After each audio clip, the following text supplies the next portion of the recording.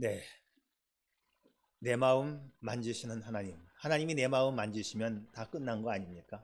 네, 하나님은 우리의 마음을 아십니다. 그리고 만져 주십니다. 우리 뭐 속담에 이런 말이 있죠. 10년이면 강산이 편한다. 근데 이 말 이제 옛날 말이 됐습니다. 지금은 기술 문명이 얼마나 빠르게 변하고 있는지 1년 후를 예측할 수 없는 시대에 살고 있죠. 빠른 세상에 살고 변화된 모습을 우리가 보면서 우리가 하는 말, 세상 좋아졌어. 참 좋아졌지.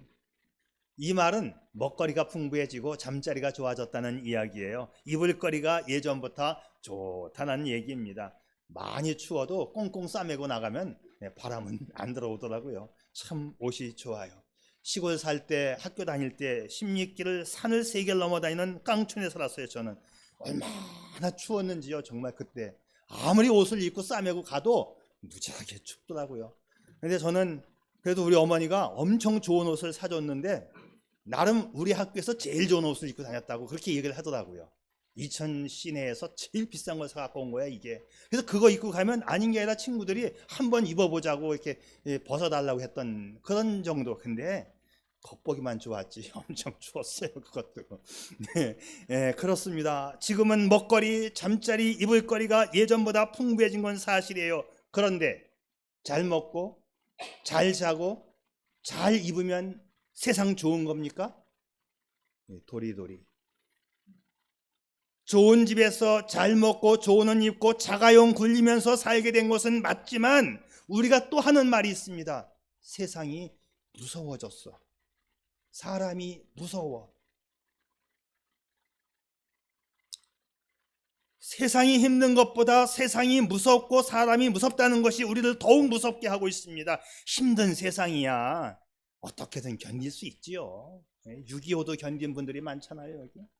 근데 요즘 세상은 얼마나 무서워졌는지 폭행, 범죄, 살인, 법과 제도의 악용, 원칙 없는 세상, 몰상식, 나 중심, 위선, 가식, 국민의 안정보다 정권의 안정, 국민의 건강보다 내 밥그릇, 내 주머니의 건실함, 이러다 보니 세상이 무서워지고 세상에 대해서 반사회적인 기류가 형성이 되고 있고 인간성이 상실, 사악하고 미치광이 모습으로 막 질주해가는 이 세상 속에서 누가 악마로 변하여 나를 언제 공격할지 모르는 무서운 세상이 되었다는 거 또 우리는 실감하고 있습니다. 아무도 장담할 수 없는 겁나는 세상이 된 거죠. 이것이 세상의 무서운 모습이에요. 자, 이런 세상에 살다 보니까 마음 졸이고 신경 불안증에 시달리고 뭐 전세 사기, 뭐 보이스피싱, 정신적 피로감이 누적되어지고 몸이 잘 먹는데 더 망가져. 그래서 세상이 무섭다는 말이 더 무서운 세상이 되었어요. 제가 이제 2월 달이면 이제 이사 가는 달인데 집을 계약을 해야 되는데 집주인이 전화 와가지고 뭐 세상에 물가가 올랐고 집값이 올랐고 뭐 얼마를 올려다야 하면 막 그냥 막 폭주를 하는 거예요. 그 값 다 받으시려고요? 예, 올라간 건 맞는데 예? 뭐 5천만 원 뭐 플러스 뭐 얼마 막 얘기해요. 올라갔다고 다 받는 거예요? 예, 그랬더니 한번 알아보세요. 알아보세요. 그래요. 뭐 올려줘야죠. 예, 이제 우리는 부동산 전문업자가 많잖아요. 그래서 이제 어떻게 해야 되냐고 내가 이제 자문을 구했더니 올라간 건 맞으니까 올려줘야 되는데 이렇게 이 한도 내에서 이렇게 이제 타협을 봐야 된다. 알아들었는데 이제 아직 타협은 안 봤어요. 세상은 그렇죠. 근데 우리 2층에 우리가 세를 놓고 있는데 2층 세는 10년 동안 나는 올리지 않고 살고 있거든요. 안 올려야 돼요. 네. 이 사람들은 그 내보내고 내가 더 많이 줄 테니까 나 드리세요라는 사람이 있다니까 지금 막 목을 매 지금. 그래도 나하고 장로님은 어떻게 내쫓아요.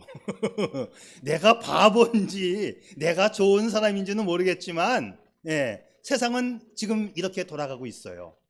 한쪽에서는 막 올려라, 내보내라, 너 돈 더 내고 그 집 살아라. 여러분, 이런 문제, 왜 이런 문제가 발생이 되었을까요? 왜 세상이 이 지경으로 돌아가고 있을까요? 자, 우리는 믿는 사람이기 때문에 이것이 바로 죄악으로 오염된 인간의 모습이라는 것을 우리는 알아야 됩니다. 죄악에 물들고 썩어 영혼이 피폐된 채로 방치되어지다 보니 영적인 파탄에 이른 심각한 현상이지요. 기술 문명은 고도로 발달된 것은 맞는데 영혼의 상처는 고칠 수 없는 영적 말기 암 환자 상태로 우리가 지금 살아가고 있는 거예요. 우리는 이 세상을 영적인 눈으로 바라보고 진단하는 그 안목이 필요한 것입니다. 이 시대가 손을 쓸 수 없는 영적 말기암 상태로 되었다는 것을 인식해야만 그나마 세상을 고칠 수 있는 희망이 있는 거죠. 똑같이 세상을 바라보고 있으면 누가 세상을 고칩니까? 다 병들었는데. 우리만이라도 하나님 말씀에서 떠나갔구나, 영적으로 병이 들었구나, 이걸 알아야 고치는 것이죠. 우리 아니면 세상은 희망이 없는 것이지요. 여러분 생각해 보세요. 사람들이 나서서 될 문제입니까? 안 됩니다. 사람들이 나서서 하면 더 곤두박질만 치지요. 정치인들이 해주겠어요? 의사들이 해주겠어요? 재벌들이 해주겠습니까? 그래도 믿는 자가 해야 되는 것입니다. 할렐루야. 그래서 사실은 우리 믿는 자들이 정의의 나팔을 불면서 세상으로 나가야 하는 것이 맞기는 해요. 근데 또 정의의 나팔이 서로 다르다는 게 또 문제지요. 영적인 기준이 막 흔들리고 있다는 것이 또한 문제입니다. 자, 옛날에 십자군 전쟁이라는 게 있었어요. 젊은 사람들은 공부할 때 배웠던 내용일 터인데, 긴 내용이지만 아주 짧게 요약을 하면 십자군 전쟁이 이렇습니다. 당시 기독교인들은 예루살렘이 예수님의 탄생과 생애와 관련되어 있는 성지이기 때문에 예루살렘이 이 성지를 찾아내야 된다. 그런데 이슬람이 이 예루살렘을 장악하고 있으니까 기독교인들과 이슬람 사람들과의 전쟁이 붙은 거예요. 이게 십자군 전쟁입니다. 자, 이렇게 해서 기독교인들과 이슬람과의 전쟁이 시작되었는데 자그마치 200년 동안, 전쟁이 200년 동안 1096년에서부터 시작해서 1270년까지 약 200년 동안 십자군 전쟁이 시작이 되었어요. 나중에는 여기에 이제 종교적인 이유만이 아니야. 예루살렘 우리의 성지를 탈환해야 한다는 그런 목적에다가 또 새로운 영토를 확보하려고 하는 정치적인 경제적인 이유가 더해지니까 십자군 전쟁은 종교인이 바라보는 목표가 달랐고 정치인이 바라보는 목표가 달랐고 어떤 이유 때문에 나중에는 십자군 전쟁에 참여해야 되는지를 모르게 되어버렸어요. 전쟁에 나가자 그러면 또 전쟁 날 때 가자. 그러면 막 가는 거야. 가는데 지금 어디로 가야 돼? 예루살렘으로 가는 거잖아요. 로마에 살고 있는 사람이 예루살렘이 어디에 있는지도 몰라요. 가자 그러면 가다가 굶어 죽고 병들어 죽고 200년 동안 그 짓을 했던 게 이게 바로 십자군 전쟁이에요. 목표가 상실되었고 흐지부지 1차, 2차 학교 다닐 때 배우긴 했는데 13차까지인가 14차까지인가 그 역사도 불분명해. 하도 오래되다 보니 잘 모르겠다. 200년 동안 그냥 흐지부지 끌다가 없어진 전쟁이고 엄청난 손실을 보았다는 것만 결과로 남습니다. 많은 사람이 굶어 죽고 많은 사람이 질병에 죽었지요. 그렇습니다. 오늘 참 무거운 말씀으로 시작을 하는데요. 그렇다고 오늘 아침에 이 현실을 치유하는 방법을 제가 알려드리겠다 그 말씀은 아니에요. 아닙니다. 지금 우리가 기억할 게 뭐냐? 일단 이 세상은 악이 득실거리고 있다. 이것만큼은 우리가 분명히 인식을 해야 되는 것입니다. 너무나 차갑고 너무나 각박하고 너무나 메말라 있다는 것에 공감할 수 있기를 바랍니다. 이것이 인간의 힘으로 고쳐진다고요? 천만의 말씀. 다 자기 방어만 하고 있잖아요. 또 저를 비롯해서 우리 모두가 다 믿고 있다고 말하지만 우리들도 또한 악에 오염된 사람들입니다. 그러면 이 세상에서 우리는 어떻게 살아가야 하느냐? 자, 세상을 바라보면서 안타까워하고 또한 세상을 탓하기도 하지만 가장 먼저는 우리가 먼저 치유받아야 합니다. 우리가 치유받아야, 우리도 병든 사람들이에요. 메말라가는 세상에서 인간적인 정을 느끼고 끈끈한 사랑을 느끼며 살아가야 하는 이 따스한 치유의 손길이 먼저 우리에게 임하여야 합니다. 우리가 하나님 말씀을 통해서 치유받고 하나님 말씀만이 우리의 살길이다. 이걸 붙잡으면 세상은 이제 치유가 되어지는 거예요. 여러분, 우리 자신이 먼저 하나님께로 정확하게 돌아올 수 있기를 바랍니다. 하나님만이 인간에게 찾아오시고 변치 않는 애정과 보살핌으로 사랑해 주십니다. 이 세상에 그 누구도 하나님처럼 우리 마음 알아줄 사람이 없어요. 하나님처럼 우리 마음 만져주실 분이 없는 것입니다. 하나님은요, 나보다 나를 더 잘 아시잖아요. 나의 사정을 아시고 나의 형편을 아시고 나의 눈물을 아시고 나의 상처난 가슴을 아시는 분이 하나님 유일하십니다. 하나님은 차가운 나라의 현실도 잘 아시는 분이십니다. 그래서 오늘 말씀의 제목이 뭐라고? 내 마음 만지시는 하나님이십니다. 차갑고 냉정한 시대, 따스한 정감을 느끼기 어려운 시대, 지구촌이 병들어가고 있는 이 시대에 내 마음 만져주시는 이 하나님 만날 수 있기를 바랍니다. 자, 그런 의미에서 세상은 다가오는 것이 아니라 만들어가는 것입니다. 믿음의 터전 위에서 하나님과의 관계를 돈독히 해 나가는 거예요. 이것이 곧 밝은 미래를 만들어 가는 것입니다. 역사 이래 사람이 자기 방식으로 막 살아가려고 할 때 항상 하나님의 징계가 있어 왔어요. 요놈들! 그러나 믿음이 뜨거워졌을 때 하나님의 축복이 항상 있어 왔습니다. 여러분, 믿음의 터전 위에서 하나님과의 관계를 돈독히 해 나가는 것, 이것이 밝은 미래를 만들고 나라를 만든다는 것, 여러분 확실히 기억할 수 있기를 바랍니다. 이 이야기는, 이 말씀은 믿는 자들에게만 통용되는 말씀 아닙니까? 세상에 나가서 이 말 하게 되면 정신병자가 되는 거예요. 데모를 해야 된다 막 떠들어대지요. 현대의 차가운 시대는 하나님의 따스한 손길만, 하나님의 전인적인 사랑으로만 치유될 수 있어요. 고도로 발달된 의료 시스템이 나를 치료해 준다 할지라도 내 병상 곁에 살포시 다가와서 손잡아 주시는 이 하나님의 사랑의 따스한 손길이 나를 진정으로 치유해 주는 것입니다. 여러분, 세상으로 가서 세상에서 뭔가를 얻으려고 하지 말고 하나님 앞으로, 하나님 안으로 들어올 수 있기를 바랍니다. 잘 먹고 잘 살면 되는 세상이 아닙니다. 잘 살잖아요. 네? 세상이 무서울 뿐이지. 그 잘 먹고 더 잘 먹으면 고혈압 걸려요.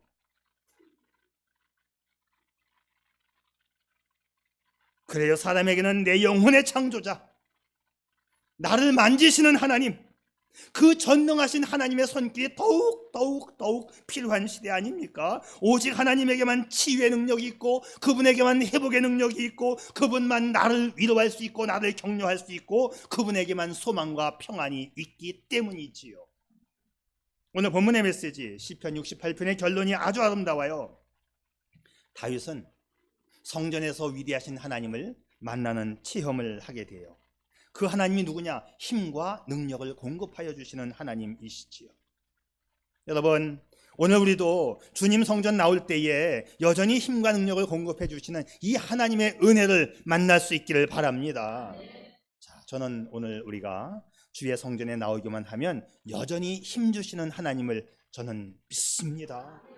우리가 성경에 나오는 이 하나님의 이름, 하나님의 이름이 참 많은데 그 중에 하나님의 이름 중에 하나가 엘샤다이라고 하는 이름이 있어요. 이 이름을 잘 분석해 보게 되면 하나님이 어떤 분인가를 잘 알 수 있는데, 엘샤다이라는 뜻은 전능하신 하나님, 그런 뜻이에요.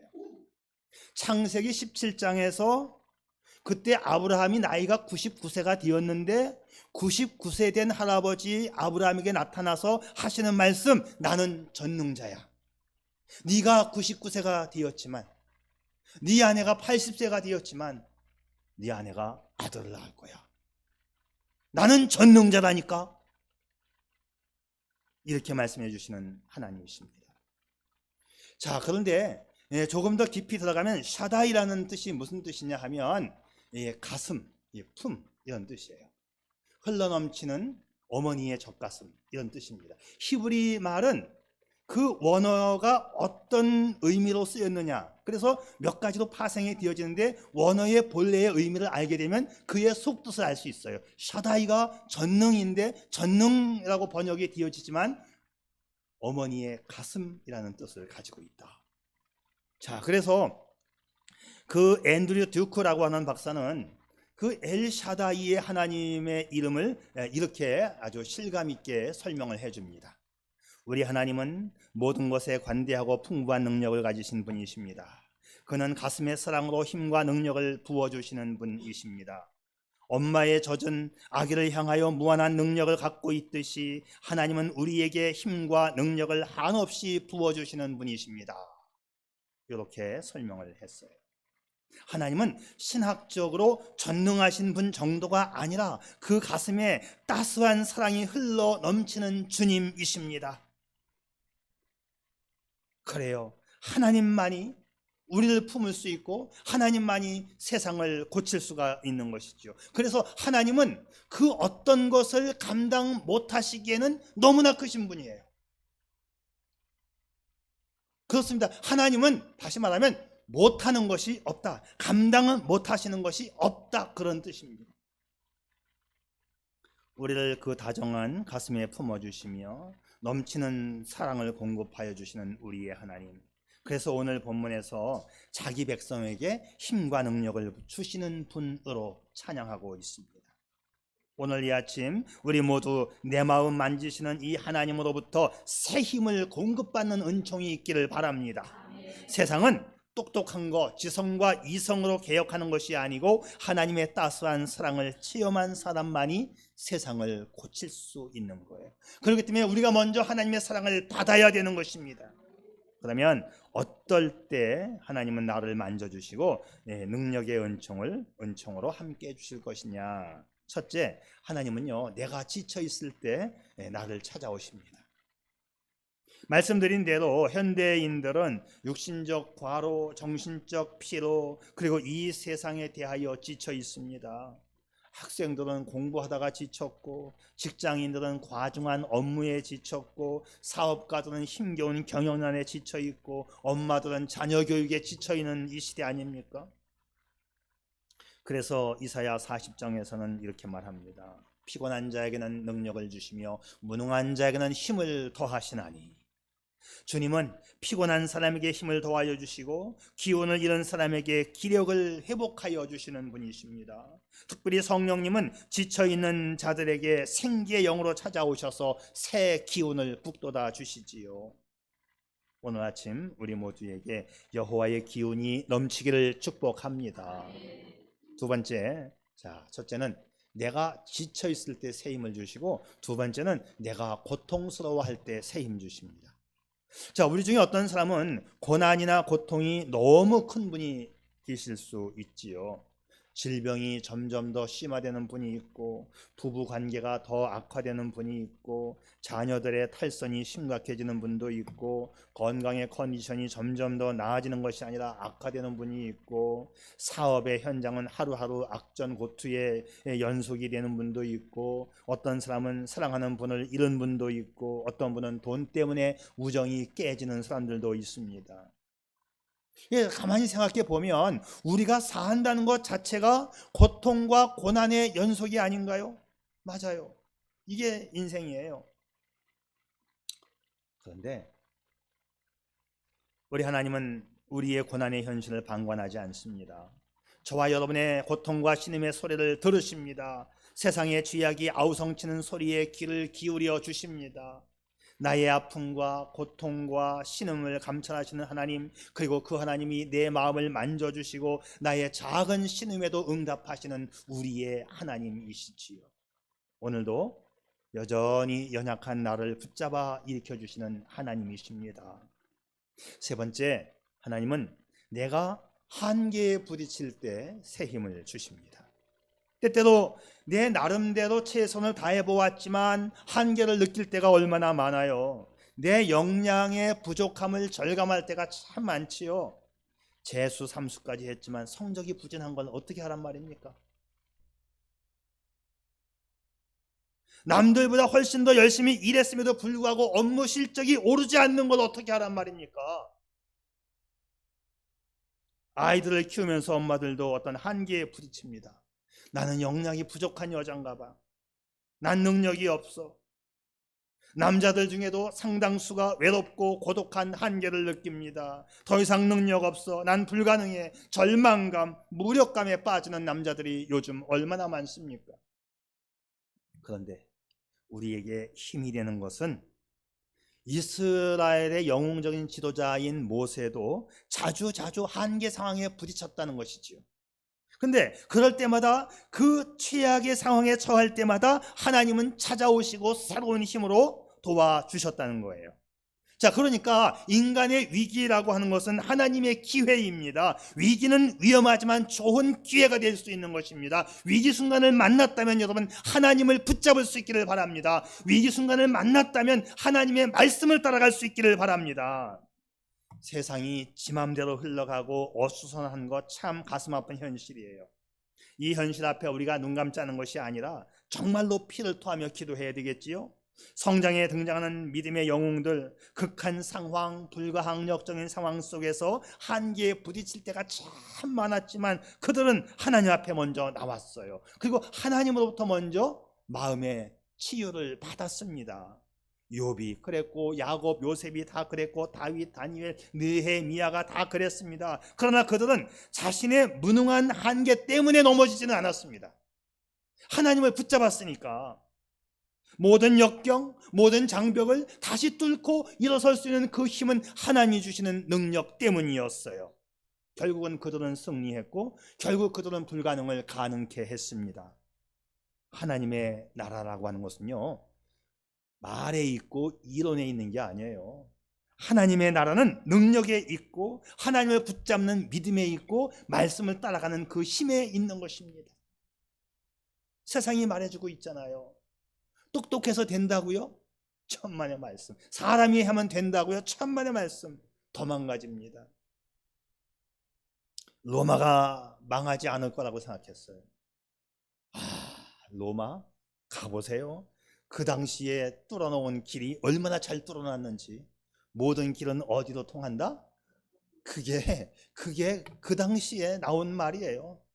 모든 길이 중앙 집권적 정치 체계가 딱 전쟁 났다 달려라 하면 동쪽 서쪽 방향만 말하면 금방 전쟁터에 나갈 수 있어요. 왜? 모든 길이 다 통해져 있으니까. 모든 나라가 꼼짝 못해요. 변방 나라가. 어느 나라에서 세금을 걷어들이면 마차로 다다다다닥 로마로 세금 걷어들이고 전쟁 났다 출동 다다다다닥 하고. 로마가 망할 줄 누가 알았습니까? 퇴폐되어지고 쾌락에 빠지고 내가 할 수 있다고 생각하니, 내가 왕이다라고 생각하니 로마는 망해버리는 것이지요. 그렇습니다.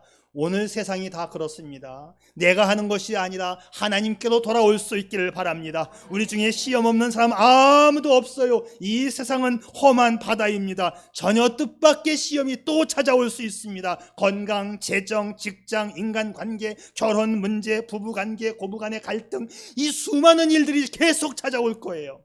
그렇지만 우리 하나님이 어떤 하나님? 엘샤다이의 하나님. 우리가 당면하는 삶의 시험을 다 아시기에 이 하나님은 능력의 하나님, 전능자 하나님은 찾아오시고 도와주십니다. 그래요, 엘샤다이의 하나님은 풍부한 가슴의 사랑으로 우리를 도와주시지요. 그래서 우리가 부르는 찬송이 참 은혜가 되는 찬송이 많지만 이거 한번 봅시다. 시험 걱정 모든 괴로움 없는 사람 누군가 부질 없이 낙심 말고 기도 드려 아뢰세. 이런 진실하신 친구 찾아볼 수 있을까? 우리 약함 아시오니 어찌하니 아뢰. 자, 그렇다면 어떻게 이 하나님을 우리가 만날 수 있을까? 자, 오늘 말씀은 이 해법을 주고 있습니다. 첫째, 끝났나? 내가 안 줬습니까? 아유, 예. 여기서 제가 뒤에 걸 안 줬나 봐요. 첫째, 성전에서 하나님을 만나라고 되어 있어요. 하나님이여, 오늘 말씀 보세요. 성전에서 주님의 위대하심을 나타내소서, 이렇게 되어 있습니다. 다윗이 노래한 거예요. 하나님, 세상이 다 필요 없어요. 성전에서 주님의 위대하심을 나에게 나타내 주세요. 그러니까 우리가 주님의 성전에 나오기만 하면 주님은 넘치는 사랑의 은혜를 우리에게 베풀어 주시는 것입니다. 우리를 만나 주십니다. 내가 멍들고 아픈 가슴을 가지고 주님 앞에 나오기만 하면 주님은 나를 만나 주십니다. 고감도의 사랑의 손길로 나를 쓰다듬어 주시는 것이지요. 여러분, 어떤 일로 지쳐 있습니까? 무엇 때문에 고통스러워합니까? 무엇 때문에 한계에 부딪혔습니까? 어떤 시험과 어떤 괴로움을 느끼고 있나요? 다른 데 가서 해결하지 말고 세상에서 해답을 얻지 못하니 주님의 성전으로 나오십시오. 예수님의 십자가 밑에 내려놓으시기 바랍니다. 그래서 이 교회는 은혜의 충전소이고 능력의 보급소가 바로 교회입니다. 자동차를 운전하다가 에너지를 공급받으려면 주유소에 가서 기름을 넣어야 되잖아요. 마찬가지로 내 영혼의 새 힘을 얻기 위해서는 잘 먹는다고 영혼이 살찝니까? 몸만 살쪄요. 몸만 더 병들어요. 영혼의 살이 쪄야 되는 거예요. 영혼이 건강해야 됩니다. 주님의 전으로 나올 수 있기를 바랍니다. 예수님은 오늘도 우리를 초청하십니다. 예수님은 오늘도 이 성전에서 나를 만나주시는 것입니다. 수고하고 무거운 짐진 자들아 다 내게로 오라. 내가 너희를 쉬게 하여 주리라. 할렐루야. 이 성전에서 나를 기다려주시는 그 예수님을 만나고 그 예수님으로 인하여 흘러넘치는 은혜를 경험할 수 있기를 바랍니다. 두 번째, 하나님의 능력을 꽉 붙잡아야 됩니다. 기독교의 하나님은 누구나가 다 접근할 수 있어요. 다 오라고 말씀하고 있잖아요. 그래서 우리의 주님은 사랑의 주님이십니다. 내 곁에서 나를 친히 도와주시는 그 능력의 하나님이 와라, 내가 널 붙잡아 줄게. 그러므로 우리는 능력의 하나님을 꽉 붙잡는 그 믿음이 있어야 되는 거예요. 시간 나니까 오늘 교회나 가볼까? 그게 아닙니다. 목숨 걸고 교회 나와야 되는 거예요. 목숨 걸고 주님 붙잡아야 되는 것입니다. 여러분, 기차가 길잖아요. 이 기차가 어떻게 가는 거예요? 맨 앞에 있는 차를 뭐라고 해? 엔진, 기관차라고 해. 이 기관차 엔진이 있고 뒤에는 건 객차. 엔진에다가 붙이기만 하면 뒤에는 다 따라오는 거라고요. 붙어 있어야 가는 거라고요. 붙어 있어야. 수상 스키 봤죠? 앞에서 조그만 배 하나가 끌고 가고 이 밧줄을 붙잡고 있으면 강 위를 미끄러지듯이 재밌게 날아가잖아요. 그 줄 놓치면 끝장. 플러그를 콘센트에 꽂기만 하면 냉장고가 돌아가고 선풍기가 돌아가고 다리미가 돌아갑니까? 뜨거워집니까? 뜨거워지고. 꽂아야 돼요. 붙잡아야 되는 거예요. 여러분, 우리 모두 주님의 손을 꼭 붙잡을 수 있기를 바랍니다. 말씀을 가슴에 새길 수 있기를 바랍니다. 베드로가 물에 빠져 가다가도 주님의 손을 꼭 잡음으로 물 위로 다시 올라올 수 있었어요. 수로보니게 여인은 예수님의 옷자락을 꽉 붙잡음으로 병을 고칠 수 있었습니다. 소경, 거지, 바디메오도 예수님의 걸음을 멈춰 세웠습니다. 그리고 예수님을 붙잡음으로써 인생의 불행을 극복했지요. 모압 여인 롯, 이스라엘 하나님을 꽉 붙잡았지만 이방인인 그가 하나님의 백성이 되는 축복을 누리게 됩니다. 어수선한 세상, 이 전국, 이 시국 속에서 상처받은 우리들, 먼저 우리가 하나님의 사랑으로 치유받고 이 풍성한 사랑을 가지고 세상으로 나아가면 세상 사람들도 우리를 보면서 저게 치유이구나 하고 따라오게 되고 온 나라가 치유받게 되는 것입니다. 여러분, 하나님의 사랑을 가슴에 풍성히 채울 수 있기를 바랍니다. 하나님을 꽉 붙잡을 수 있기를 바랍니다. 그러기 위해서는 먼저 예배자로 성전에 나와야 된다고 성경은 말합니다. 그리고 하나님 말씀을 꽉 붙잡으라고 말합니다. 어린아이가 엄마의 손을 꽉 붙잡듯이 주님의 손을 붙잡아야 돼요. 주님의 손을 꼭 잡으면 주님의 사랑의 은혜가 내 손을 통해서 가슴으로 내 온몸으로 들어오는 거지요.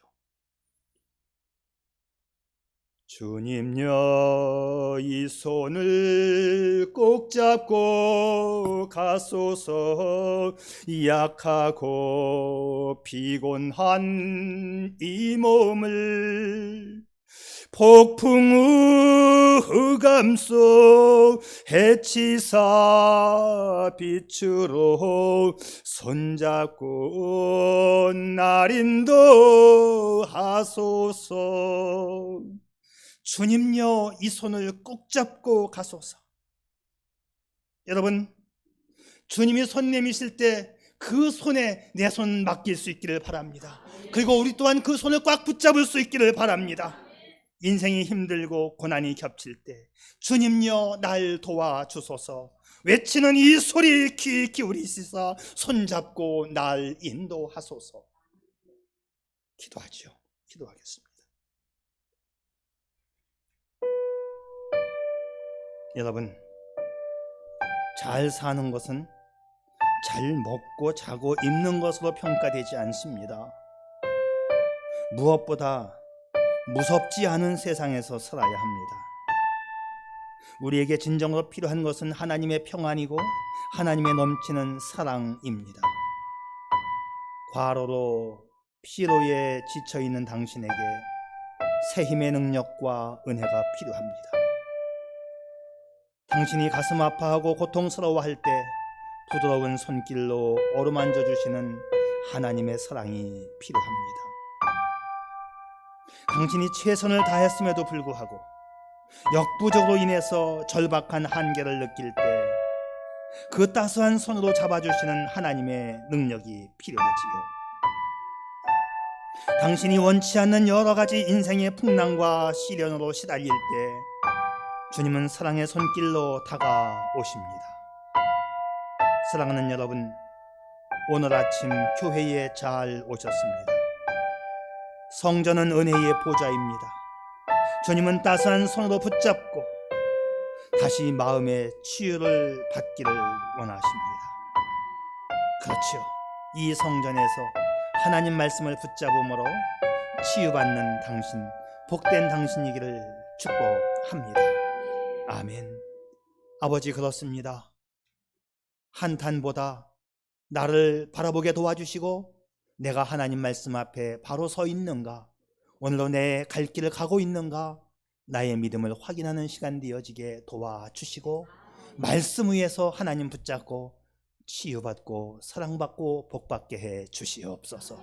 예수님의 이름으로 기도드리옵나이다. 아멘.